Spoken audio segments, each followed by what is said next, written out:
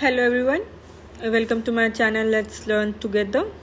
This is the channel I've recently made. I came up with the idea to share my notes with you people. यहाँ पे हम geography से related बहुत सारे concepts हैं, subjects हैं, टॉपिक्स हैं जिनको डिस्कस करेंगे, जिनके मैं नोट्स आपको प्रोवाइड करूँगी और उनकी एक्सप्लेनेशन दूँगी. तो आई होप ये कहीं ना कहीं आप लोगों के काम आएगा. So let's start with our today's topic, and our today's topic is electoral geography, which is a sub-discipline in the subject political geography. Electoral geography, as the name suggests, is made up of two separate words, that is electoral and geography. अब electoral से हम क्या समझते हैं? Elections. Alright. अब elections में जो geographical influence है या ज्योग्राफी कैसे उनको इफेक्ट करती है, ज्योग्राफी का क्या रोल है उसमें, जब हम ये सारी चीजें स्टडी करते हैं तो वो हमारा जो स्टडी है वो बनता है इलेक्टोरल ज्योग्राफी. यहाँ पे अब एक छोटी सी डेफिनेशन या फिर कंसेप्ट दिया गया है इलेक्टोरल ज्योग्राफी का. Electoral geography, whether considered as subfield of political geography or separate discipline, is concerned with elections on international, national, regional and local levels. यहाँ पे ये क्या कह रहा है कि या अब आप इसको पॉलिटिकल ज्योग्राफी का सब फील्ड की तरह पढ़ लीजिए या किसी सेपरेट डिसिप्लिन की तरह पढ़ लीजिए. इसका जो मेन कंसर्न है वो आपके इलेक्शंस है. इलेक्टोरल ज्योग्राफी का मेन कंसर्न है आपका इलेक्शंस. वो चाहे आप किसी भी लेवल पे हो, चाहे वो इंटरनेशनल इलेक्शंस हो, नेशनल हो, रीजनल हो या कोई लोकल इलेक्शंस हो. अब यहाँ पे क्या है कि it is the study of geographical aspects of the organisation, conduct and result of elections.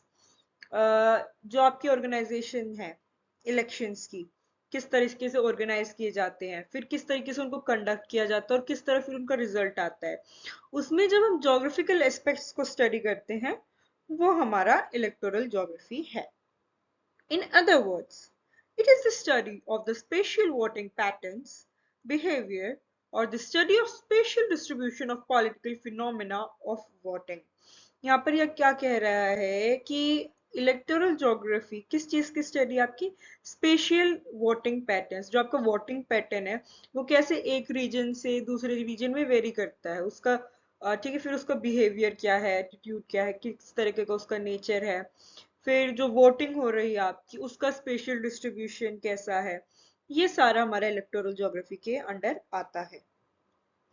Then it says geographical study of elections is primarily oriented towards the study and analysis of spatial aspects of how politicians at different levels of authority, local, state and central, obtain, manipulate and maintain power. हम सिर्फ इनका distribution pattern study करते हैं. हम इसमें क्या और study करते हैं, एनालाइज करते हैं कि हमारा जो पॉलिटिशियंस है किसी भी लेवल पे, लोकल, स्टेट और सेंट्रल पे, वो कैसे पावर्स को मैनिपुलेट करते हैं, रूल्स को मैनिपुलेट करते हैं, ताकि वो अपना रूल कायम कर सके, ठीक है, अपने पावर को मेंटेन कर सके. कैसे वो मैनिपुलेट करते हैं वोटिंग बिहेवियर को, वो भी हमारा इलेक्टोरल ज्योग्राफी का ही पार्ट है.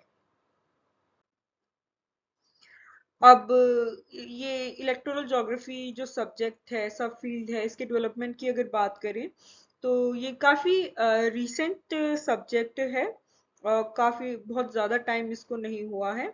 ये लास्ट सेंचुरी, आपकी 20th सेंचुरी के स्टार्टिंग में ही जो है इसको एज ए सब्जेक्ट डील करना स्टार्ट किया था लोगों ने. तो जब हम डेवलपमेंट की बात करते हैं तो सबसे पहले मेन नाम आता है एन एंड्रे सिजफ्राइड का. इन्होंने फर्स्ट टाइम जो है इस टर्म का यूज किया था इलेक्टोरल ज्योग्राफी.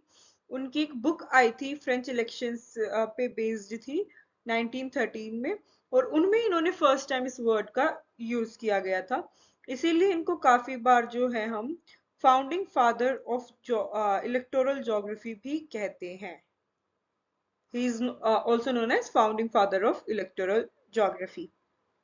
अब इसके बाद बात करें तो जो इलेक्टोरल ज्योग्राफी पे फर्स्ट आर्टिकल आया था वो 1916 में आया था। और वो उसका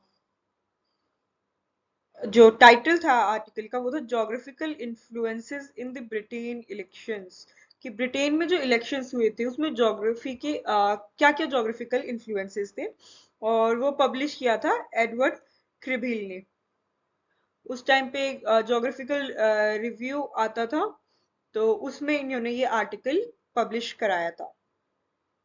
फिर नेक्स्ट बात करें तो कार्लोस और जो अमेरिकन स्कूल से बिलोंग करते हैं उन्होंने भी एक आर्टिकल लिखा था। उन्होंने आर्टिकल जो लिखा था उसका टाइटल था ज्योग्राफी एंड द गेरीमैंडर 1918 में। उसके बाद जेई राइट्स ने भी एक आर्टिकल लिखा था voting habits in the US. और उसमें उन्होंने मैप एनालिसिस भी यूज किया था इलेक्टोरल ज्योग्राफी के में इस आर्टिकल में। फिर आता है जेआरवी प्रेस्कॉट, इन्होंने 1959 में बुक लिखी थी functions and methods of electoral geography. उसके बाद आते हैं Peirce Lewis and Robert Norris, इन्होंने 1965 में एनालाइज किया था कि माइग्रेशन का जो है स्पेशल इफेक्ट वो कैसे वोटिंग बिहेवियर को डिटरमाइन करता है। कि माइग्रेशन कैसे आपके जो वोटिंग है उसको इफेक्ट कर सकती है। Then comes PJ Taylor and RJ Johnston, इन्होंने एक बुक लिखी थी ज्योग्राफी ऑफ इलेक्शंस नाम की 1979 में। अब अगर अप्रोचेस की बात करें कि जो ज्योग्राफी ऑफ इलेक्शंस है, इलेक्टोरल ज्योग्राफी, उसके जो हम स्टडी करते हैं उसमें हम क्या क्या अप्रोचेस यूज करते हैं, किस तरीके से हम वो स्टडी जो है उसको कैरी आउट करते हैं। तो इसमें सबसे पहला है हमारा ट्रेडिशनल अप्रोच और cartographic. Next is spatial behavioural approach and at last we have is areal integrated approach. अब सबसे पहले जो ट्रेडिशनल अप्रोच या कार्टोग्राफिक अप्रोच थी उसमें हम किस चीज की बात करते हैं, हम मैपिंग की आपकी विजुअलाइज करते हैं। फिर आपकी कॉन्स्टिट्यूएंसी, उनका इंफ्रास्ट्रक्चर, ये सारी चीजें जो है आपकी ट्रेडिशनल अप्रोच में आती है। Then coming to spatial behavioural approach, तो 1960s के टाइम पे क्या हुआ था कि हम जोग्राफिकल इन्फ्लुएंस की स्टडी करने लग गए थे वोटिंग पे। और इम्पैक्ट ऑफ नेबरहुड की भाई नेबरहुड का क्या इम्पैक्ट आता है वोटिंग पैटर्न पे, वोटिंग फिनोमिना पे। तो ये आपका स्पेशल अप्रोच का पार्ट है। अब इसमें जो है दो कैटेगरीज है, बिहेवियरल एंड इकोलॉजिकल।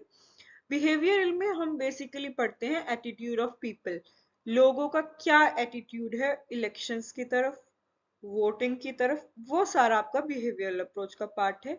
फिर आता है इसमें इकोलॉजिकल, जिसमें हम अलग अलग एरियाज की सोशियो इकोनॉमिक कंडीशंस के वेरिएशन को पढ़ते हैं, उनके डिफरेंसेस को पढ़ते हैं और फिर वो क्या इफेक्ट डाल रहे हैं इलेक्शंस पर, वो देखते हैं। Then comes areal integrated approach, इसमें हम ट्रेडिशनल तरीके से भी स्टडी करते हैं और सोशल बिहेवियरल अप्रोच को भी स्टडी करते हैं। और इसमें मेन आपका सेंसस डाटा यूज होता है, उसकी एनालिसिस होती है, कंपटीशन देखते हैं हम, दो जो आपके पार्टीज हैं रीजन है उनके कंपटीशन। और इसमें एक प्रॉब्लम ये होती है कि हम वोटिंग पैटर्न को बहुत जनरलाइज कर देते हैं, बहुत कॉमन तरीके से, बहुत इजी तरीके से जो है इसके वोटिंग पैटर्न की स्टडी की जाती है। अब बात करते हैं main themes of electoral geography. Sorry यहाँ पे थोड़ी सी स्पेलिंग मिस्टेक हो गई है। कि ज्योग्राफी, जो इलेक्टोरल ज्योग्राफी हम स्टडी कर रहे हैं उसमें मेन थीम्स क्या है, उसमें मेन हाईलाइटेड टॉपिक्स क्या है। तो सबसे पहला है आपका ज्योग्राफी ऑफ वोटिंग, फिर है geographic influence on voting pattern, and at last we have is geography of representation. तो अब एक एक करके देखेंगे कि ये होता क्या है। सबसे पहले हमारे पास है द ज्योग्राफी ऑफ वोटिंग। इसमें हम क्या स्टडी करते हैं कि आपके जो वोट्स है उसका स्पेशल पैटर्न क्या है, किस तरीके से जो वोट्स है वो डिस्ट्रीब्यूटेड है। ठीक है। अब इसमें हो सकता है मेनली पॉपुलेशन की, अब हमें वोटिंग पॉपुलेशन पता है अपनी 18 से अबव लोग एलिजिबल हैं वोट करने के लिए। ऑलराइट, तो अब उनका डिस्ट्रीब्यूशन कैसा होगा वो सब हमारा ज्योग्राफी वोटिंग में आएगा। फिर है special pattern of votes turn out. अब ये तो पता है कि हमें इस एरिया में सपोज, बहुत मिनिमल एग्जांपल लेंगे हम, 100 लोग ऐसे हैं जो वोट देने के लिए कैपेबल है, एलिजिबल है, दैट इज 18 प्लस है। वहीं दूसरा जो एरिया है उसमें सपोज 50 है, एक थर्ड एरिया है 75 है। ये तो हो गया आपका स्पेशल पैटर्न ऑफ वोट्स। अब जरूरी नहीं है कि ये जो 100 लोग हैं, ये 100 के 100 जाते हैं इलेक्शंस में वोट करने, नहीं, दे नेवर गोज। ठीक है, सेम 50 का है, सेम 75 का है। तो जब हम ये पार्टिसिपेशन रेट पढ़ेंगे ना कि वहां पे कितने लोग पार्टिसिपेट कर रहे हैं इलेक्शन में, वो आपका वोट्स टर्न आउट है। फिर उसके बाद है location of access to polling places and location of voting resources. अब ये तो हो गया वोट्स की बात, लोगों की बात। अब भाई लोकेशन कैसे डिटरमाइन होगी पोलिंग प्लेसेस की? बेसिकली जो आपके पोलिंग स्टेशंस है, वोट कहाँ डलेंगे? अच्छा, ये दो तीन गांव हैं छोटे छोटे, इन तीनों का एक साथ वोट डलेगा, तीनों के अलग अलग वोट डलेंगे, कैसे डलेंगे? पोलिंग स्टेशंस कहाँ होंगे? तो जब ये सब चीजें आती है ना, तो वो है ज्योग्राफी ऑफ वोटिंग। उसके बाद आता है geographical influence on voting pattern. अब वोटिंग पैटर्न पर भी बहुत वेरी करता है, वोटिंग पैटर्न भी आपका। ठीक है, अब क्या क्या फैक्टर है जो डिटरमाइन करते हैं वोटिंग पैटर्न को? अब हम एक एक करके वो देखेंगे। सबसे पहले है डेमोग्राफिक, मतलब वहाँ की पॉपुलेशन कैसी है। तो रीजनल डिस्पैरिटी इन वोटिंग, और दूसरा है rural urban distribution of voting pattern. अब रीजनल डिस्पैरिटीज की बात करें तो कि भाई हर हमें पता है कि हर जगह जो है इक्वल डिस्ट्रीब्यूशन नहीं है, ना रिसोर्सेज का ना लोगों का। उनमें कुछ ना कुछ डिस्पैरिटीज जरूर है। सेम अर्बन रूरल का देखें तो उसमें भी डिफरेंस है। ठीक है, अब रूरल अर्बन में भाई सोर्स ऑफ इनकम अलग है, एज डिफरेंशियल्स है, सेक्स रेशियो में भी काफी डिफरेंस है, स्कूलिंग लिटरेसी, ये सारी चीजों में डिफरेंस है। तो क्या होता है कि जो पॉलिटिकल पार्टीज होती हैं, उनके कैंडिडेट्स में भी डिफरेंस होगा, और जो लोग होंगे ना उनके डिसीजंस भी वेरी करेंगे। जो ज्यादा पढ़ा लिखा हो, थोड़ा सा जो वेल एजुकेटेड होगा, वो कंपेयर करेगा हर चीज को कि भाई इसका बिहेवियर कैसा है, जो कैंडिडेट खड़ा है वहां पे उसकी पर्सनालिटी कैसी है, अच्छा क्या काम करता है वो, कितना लिटरेट है, ये सारी चीजें। ठीक है, अब रूरल जो लोग हैं उनकी एक्सपेक्टेशंस अलग होंगी अपने कैंडिडेट से, अर्बन की अलग होगी। तो वो चीज जो है उनके वोटिंग पैटर्न पे इफेक्ट डालती है। अब रीजनल की अगर बात करें तो इसमें आपका मेनली सोशियो इकोनॉमिक जो कंडीशंस है वो आ जाती है कि भाई अब अलग अलग जगह पे पॉपुलेशन डेंसिटी में भी फर्क है, पॉपुलेशन नंबर्स में भी फर्क है, तो वोट्स में भी फर्क होगा। तो ये आ जाता है आपका रीजनल डिस्पैरिटीज। एक जगह होगी जहाँ ज्यादा वोट्स डलेंगे, एक जगह होगी जहाँ कम डलेंगे।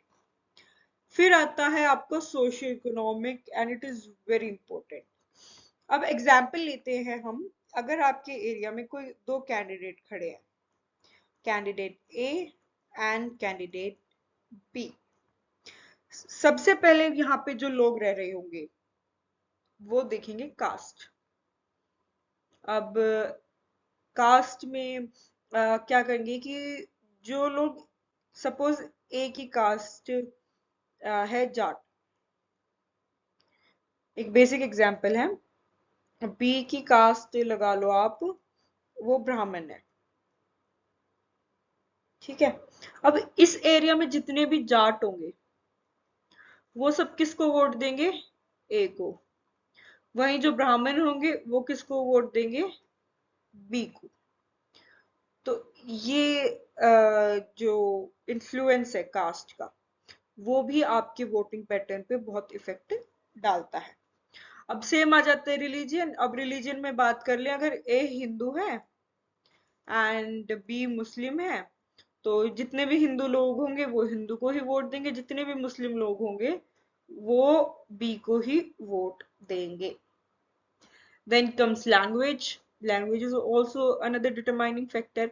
अब आप कर्नाटका में या फिर तमिल में किसी हिंदी स्पीकिंग कैंडिडेट को नॉर्थ इंडिया से ले जाकर इलेक्शंस के लिए खड़ा कर दोगे, तो क्या उसको उतने वोट्स मिलेंगे? नहीं मिलेंगे, क्योंकि वो उनसे कम्युनिकेट नहीं कर पाएगा।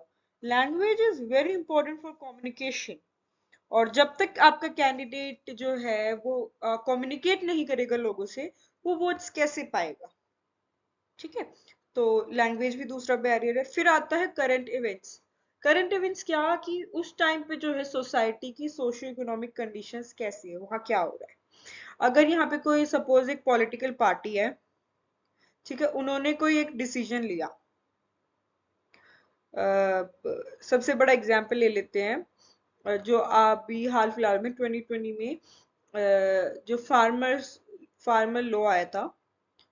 सो farmers were not quite happy with those laws. ठीक है। उसके बाद पंजाब में इलेक्शंस हुए एंड बीजेपी लॉस्ट। ठीक है।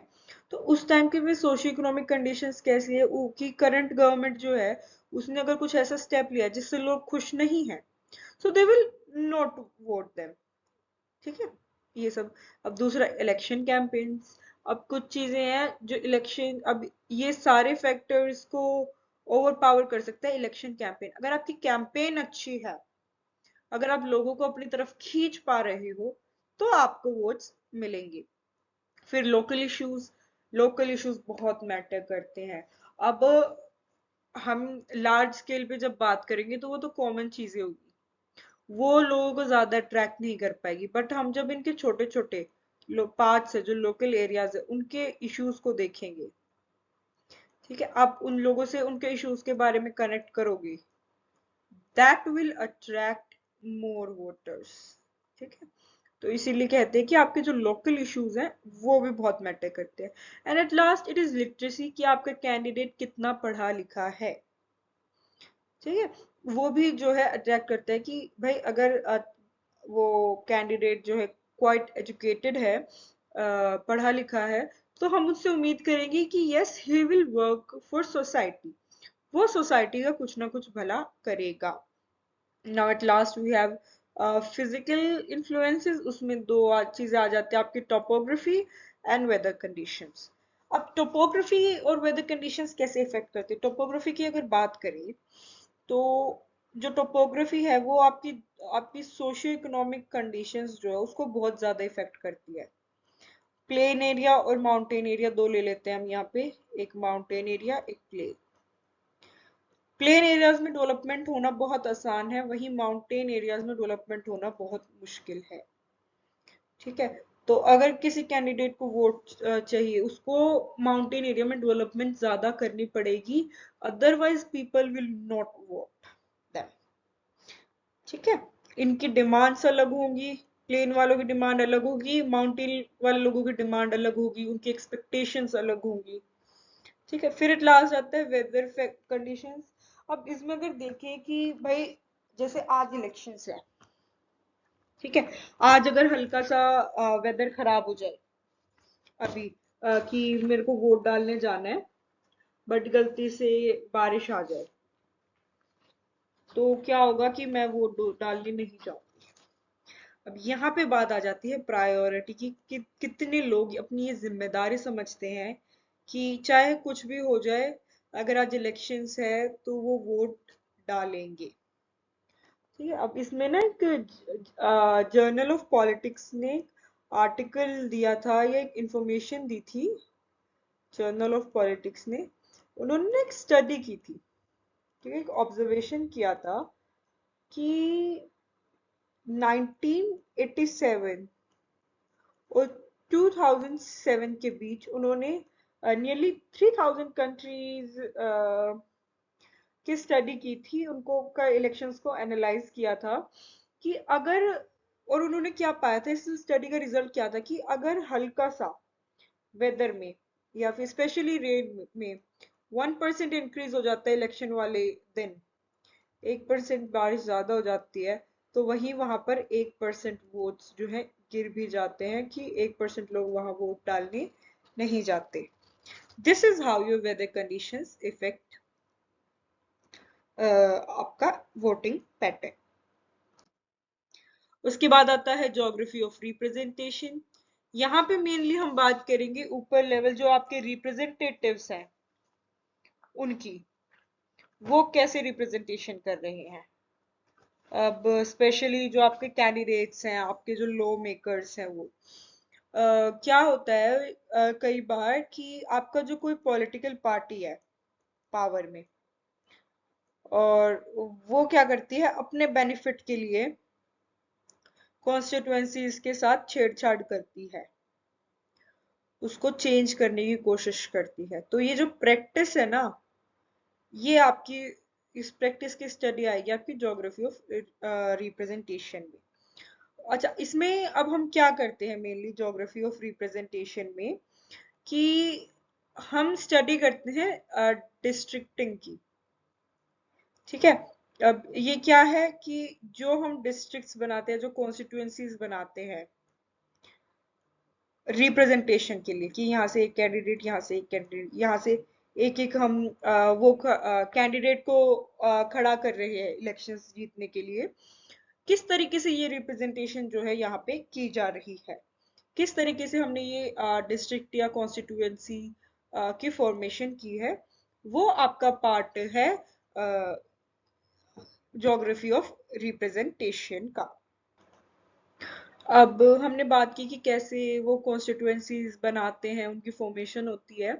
तो कई बार क्या करते हैं पॉलिटिकल पार्टीज इस रिप्रेजेंटेशन के साथ में, ये जो रिप्रेजेंटेशन को करनी होती है कॉन्स्टिट्यूएंसीज की, इसमें वो हल्की सी छेड़छाड़ करते हैं अपने पर्सनल बेनिफिट के लिए, ताकि वो पावर में बने रह सके। तो उसके दो तरीके होते हैं, एक तो गैरीमैंडरिंग एंड एक है माल अपॉर्शनमेंट। ठीक है। अब एक एक करके देखते हैं ये दोनों क्या है।